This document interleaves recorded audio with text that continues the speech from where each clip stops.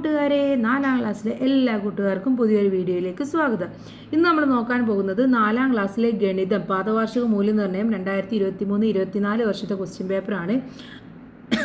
നിങ്ങൾക്ക് എന്തൊക്കെ ക്വസ്റ്റ്യൻസ് ആണ് വന്നിട്ടുള്ളത്, അവയുടെ ആൻസേഴ്സ് എന്തൊക്കെയാണ് നമുക്കൊന്ന് നോക്കാം. ഒന്നാമത്തെ പ്രവർത്തനം കർഷക ദിനം. കർഷക ദിനത്തിൽ മയിലാടുംകുന്ന് പഞ്ചായത്ത് വിതരണം ചെയ്ത പച്ചക്കറി വിത്ത് പാക്കറ്റുകളുടെ എണ്ണം ചുവടെ കൊടുക്കുന്നു. 1ാം വാർഡിൽ 380, 2ാം വാർഡിൽ 808, 3ാം വാർഡിൽ 574, 4ാം വാർഡിൽ 954, 5ാം വാർഡിൽ 560. ഇത്രയും പച്ചക്കറി പാക്കറ്റുകളാണ് വിതരണം ചെയ്തിട്ടുള്ളത്. ഇതിൽ ഏറ്റവും കൂടുതൽ പച്ചക്കറി വിത്തുകൾ വിതരണം ചെയ്ത വാർഡ് ഏതെന്നാണ് ചോദിച്ചിട്ടുള്ളത്. എത്ര? ഇതിൽ ഏറ്റവും കൂടുതലുള്ളത് ഏതാണ് കൂട്ടുകാരെ? ഏറ്റവും കൂടുതൽ നമ്പർ എന്ന് പറയുന്നത് 954 ആണ് അല്ലേ.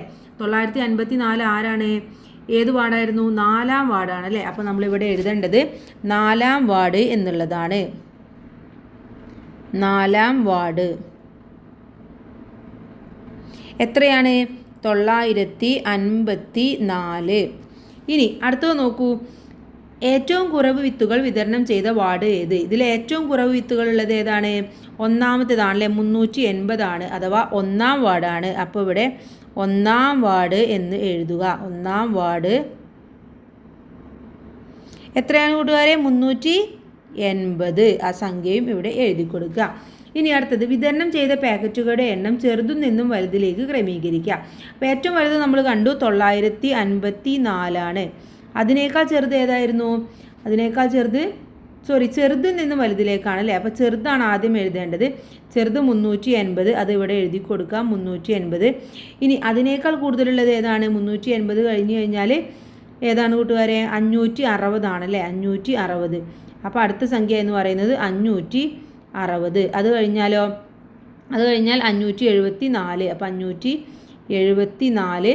അത് കഴിഞ്ഞ് കഴിഞ്ഞാൽ 808. അപ്പോൾ 808. ഏറ്റവും കൂടുതൽ 954. അപ്പോൾ ഇങ്ങനെയാണ് ഇത് എഴുതി കൊടുക്കേണ്ടത്, ചെറുതിൽ നിന്നും വലുതിലേക്ക്.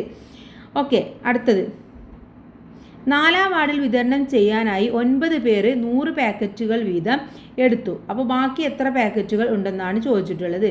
അപ്പോൾ എത്രയാണ് ആകെ ഉള്ളത്? അവിടെ ആകെ ഉള്ളത് എത്ര പാക്കറ്റുകളാണ് കൂട്ടുകാരെ? 4ാം വാർഡിൽ ആകെ ഉള്ളത് 954 പാക്കറ്റുകളാണ് അല്ലേ. അതിൽ നിന്ന് 100 പാക്കറ്റുകൾ വീതം 9 പേര് എടുത്തു. അപ്പോൾ 100 പാക്കറ്റുകൾ വീതമാണ് എടുത്തത്. ആകെ ഉള്ളത് 954 പാക്കറ്റ്. ഓക്കെ, അതിൽ നിന്നും 9 പേര് 100 പാക്കറ്റുകൾ എടുത്തു. എത്രയാണ്? 9 പേര് 100 പാക്കറ്റുകൾ എന്ന് പറയുമ്പോൾ 9 × 100 അഥവാ 900. അപ്പോൾ ആകെ എത്ര പാക്കറ്റുകളാണ് ഇനി ബാക്കിയുള്ളത്? ആകെ ഉണ്ടായിരുന്നത് 954, അതിൽ നിന്ന് 900 പോയി. അഥവാ 954 മൈനസ് 900, 54 എന്ന് ഉത്തരം കിട്ടും. അപ്പോൾ 54 പാക്കറ്റുകളാണ് ഇനി ബാക്കിയുള്ളത് കേട്ടോ. ഇനി രണ്ടാമത്തേത് നോക്കാം. ഗണിത മാഗസിനാണ്.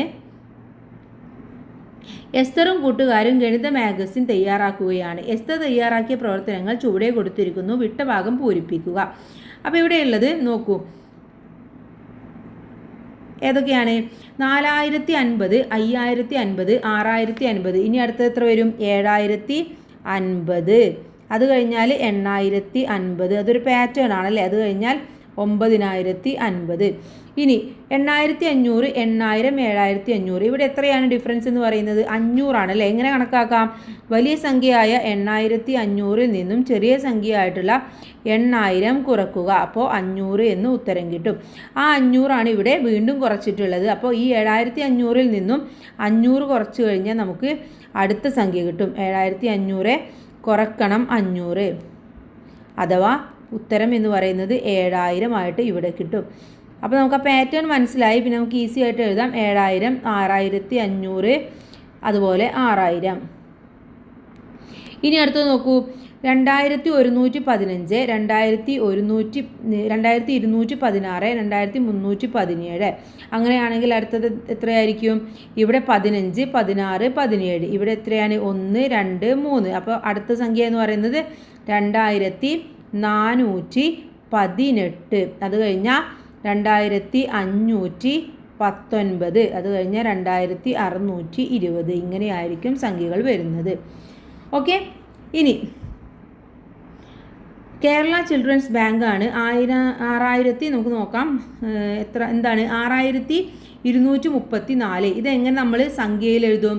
6000 അല്ലേ, 6000 ഇനി 200 ആണ് അല്ലേ, അപ്പോൾ 200 പിന്നെ എത്രയാണ് 34. അപ്പോൾ 6234 എന്നിങ്ങനെ എഴുതണം. ഇനി അടുത്തത് 918 ആണ്. അത് നമ്മൾ എങ്ങനെയാണ് സംഖ്യ എഴുതുക? വേർഡ്സിൽ എഴുതി കൊടുക്കുകയാണ് വേണ്ടത്. 918 എന്നുള്ളത് നമ്മൾ വേർഡ്സിലാക്കിയിട്ട് എഴുതി കൊടുക്കണം. അപ്പോൾ എങ്ങനെ എഴുതാം കൂട്ടുകാരെ? എങ്ങനെ എഴുതാം?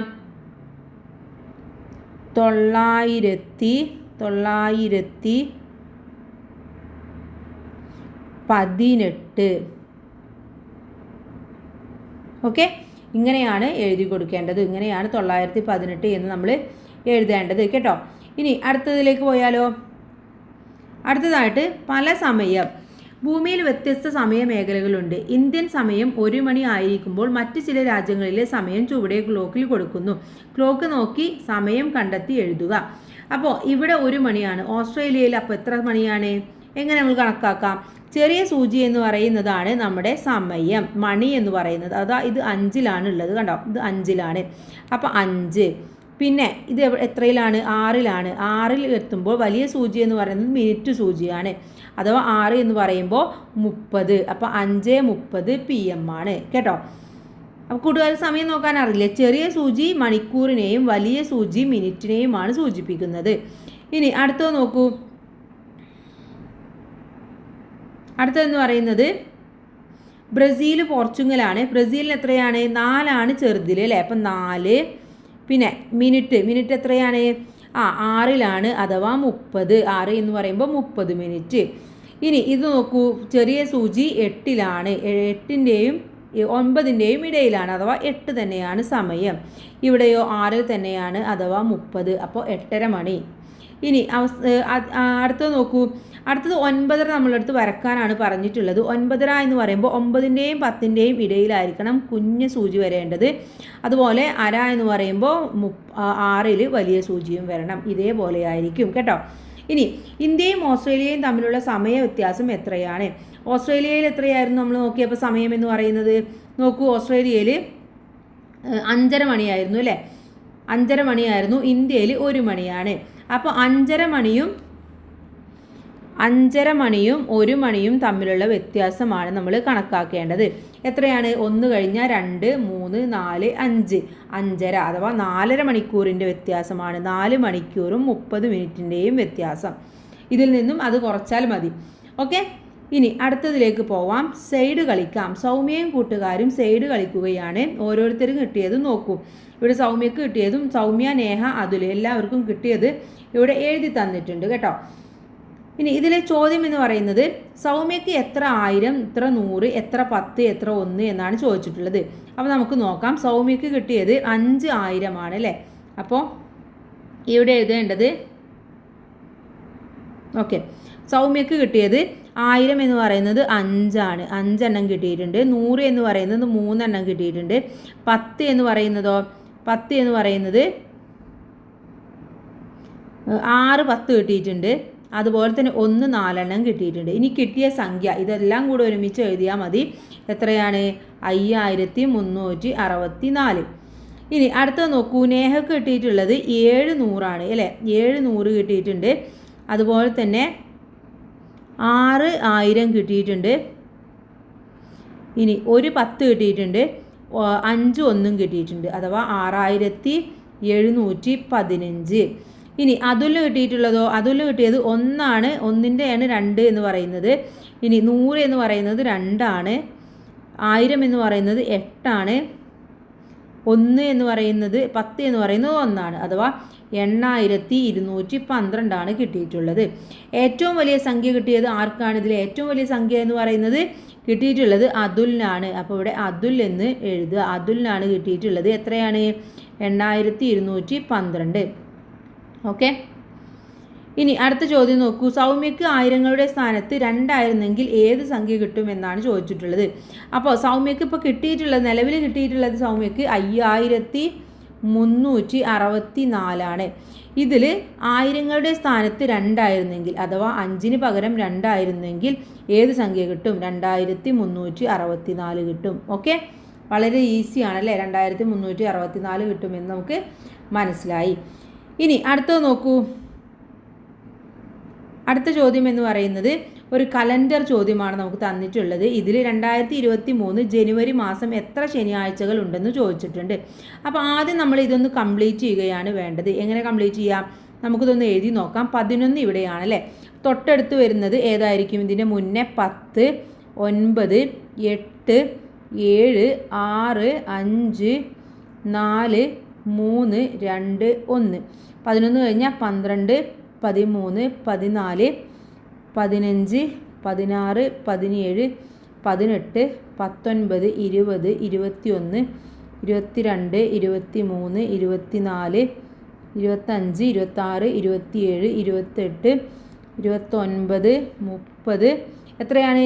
31 വരെയാണ് ഉള്ളത്. ജനുവരി എന്ന് പറയുന്നത് 31 ആണ്. ഇനി ഇതിൽ എത്ര ശനിയാഴ്ചകളുണ്ട്? 1, 2, 1, 2, 3, 4 അല്ലേ? അപ്പോൾ എത്രയാണ്? 4. അപ്പോൾ ഇവിടെ എഴുതേണ്ടത് 4 എന്നാണ്. 4 ശനിയാഴ്ചകളാണുള്ളത്. ഇനി തൊട്ടടുത്ത് താഴേക്ക് നോക്കാം നമുക്ക്. 2023 ജനുവരി മാസം 5 പ്രാവശ്യം വരുന്ന ദിവസങ്ങൾ ഏതെല്ലാം എന്ന് ചോദിച്ചിട്ടുണ്ട്. അവിടെ 3 മാസങ്ങളാണ് 5 ആയിട്ട് വരുന്നത്. ഒന്ന് ഞായർ. ഏതൊക്കെയാണ്? ഞായർ, തിങ്കൾ, അതുപോലെ തന്നെ ചൊവ്വ. ഈ 3 ചൊവ്വ, ഇത് 3ഉമാണ് 5 പ്രാവശ്യം 5 ആഴ്ചകളായിട്ട് വരുന്നത്. ഇനി 2023 ഫെബ്രുവരി 3-ാം ദിവസം ഏത് ദിവസം? ഇവിടെ 31 കഴിയുന്നത് ചൊവ്വാഴ്ചയാണ്. ഓക്കെ, ചൊവ്വാഴ്ചയാണ്. അങ്ങനെയാണെങ്കിൽ ഫെബ്രുവരി 3 എന്ന് പറയുന്നത് ഫെബ്രുവരി 1 ഏതായിരിക്കും? ബുധനാഴ്ചയായിരിക്കും. ഫെബ്രുവരി 2 വ്യാഴാഴ്ചയായിരിക്കും. ഫെബ്രുവരി 3 എന്ന് പറയുന്നത് വെള്ളിയാഴ്ചയായിരിക്കും. അപ്പോൾ ഇവിടെ വെള്ളി എന്ന് എഴുതി കൊടുക്കുക കേട്ടോ. വളരെ ഈസിയാണ്. കൂട്ടുകാരൊന്ന് ശ്രദ്ധിച്ചാൽ മാത്രം മതി. വളരെ ഈസി ആയിട്ട് മാർക്ക് സ്കോർ ചെയ്യാൻ വേണ്ടി പറ്റും. ഇനി 6 ഫാക്ടറി സമയമാണ്. ഫാക്ടറിയുടെ പ്രവർത്തന സമയം 2 ഷിഫ്റ്റുകളായിട്ട് ക്രമീകരിച്ചിട്ടുള്ളത്. അതാണ് താഴെ കൊടുത്തിട്ടുള്ളത്. ഇവിടെ സമയക്രമം തന്നിട്ടുണ്ട്. ഷിഫ്റ്റ് 1-ൽ വിശ്രമ സമയം കഴിച്ച് പ്രവൃത്തി സമയം എത്ര? ഷിഫ്റ്റ് 1 എന്ന് പറയുന്നത് എപ്പോഴാണ്? രാവിലെ 7 മുതൽ 2 മണി വരെയാണ്. അഥവാ 7 കഴിഞ്ഞ 8, 9, 10, 11, 12, 1, 2 എത്രയാണ്? 7 മണിക്കൂറാണ് ഡ്യൂട്ടി. ഇനി ഷിഫ്റ്റ് 2 നോക്കൂ. 2 to 8:30 വരെയാണ് അല്ലേ? അഥവാ 2 കഴിഞ്ഞാൽ 3, 4, 5, 6, 7, 8, 9, 8:30. അപ്പോൾ എന്ന് പറയുന്നത് 6.5 മണിക്കൂറാണ് ഡ്യൂട്ടി. ഓക്കെ, 6.5 മണിക്കൂറാണ് ഇവിടെ ഡ്യൂട്ടി. ഇനി ഷിഫ്റ്റ് 1-ൽ വിശ്രമം കഴിഞ്ഞാൽ എത്ര പ്രവൃത്തി സമയം കിട്ടും? വിശ്രമ സമയം 30 മിനിറ്റ് ആണ് അല്ലേ? അപ്പോൾ ഇവിടെ 7 മണിക്കൂർ, 2 മണിക്ക് കഴിഞ്ഞിട്ട്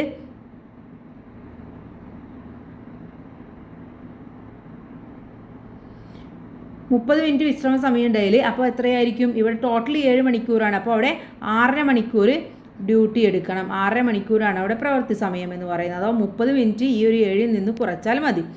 ഇനി താഴെ നോക്കൂ. ഷിഫ്റ്റ് 2-ൽ വിശ്രമ സമയം കഴിച്ച് പ്രവൃത്തി സമയം എത്രയാണ്? ഇവിടെ ഷിഫ്റ്റ് 2 നമ്മൾ കണ്ടു.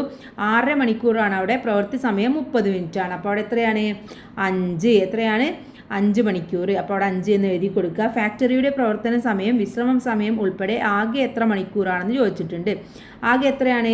ഇവിടെ 7 മണിക്കൂറും ഇവിടെ 6.5 മണിക്കൂറും അല്ലേ? അപ്പോൾ എത്രയാണ്? 7ഉം 6ഉം എത്ര? 13.5 മണിക്കൂർ അല്ലേ? 13.5 മണിക്കൂറാണ് ഡ്യൂട്ടി സമയം. ഇനി ഫാക്ടറിയിൽ ഒരു ദിവസം ലഘുഭക്ഷണത്തിന് 2430 രൂപയും ശുചീകരണ പ്രവർത്തനങ്ങൾക്ക് 3521 രൂപയും ചെലവാകുന്നുണ്ട്. രണ്ടിനത്തിലും കൂടി ഒരു ദിവസം ആകെ എത്ര രൂപ ചെലവാകും? അപ്പോൾ എത്രയാണ്? ഇവിടെ 2430 രൂപയും അതുപോലെ തന്നെ 3521 രൂപയുമാണ് ആകെ ചിലവാകുന്നത്. കാണാൻ ഇത് രണ്ടും കൂടെ കൂട്ടി നോക്കിയാൽ മതി. എത്രയാണ്? 5, 9, 5 5951 രൂപ. ഓക്കെ, അപ്പോൾ ഇത്രയുമാണ് ഈ ക്വസ്റ്റ്യൻ പേപ്പർ എന്ന് പറയുന്നത്. എല്ലാം നമ്മൾ ഡീറ്റെയിൽസ് ആയിട്ട് തന്നെ നോക്കി. എല്ലാ കൂട്ടുകാർക്കും എല്ലാം മനസ്സിലായിട്ടുണ്ടാകും. Thanks for watching.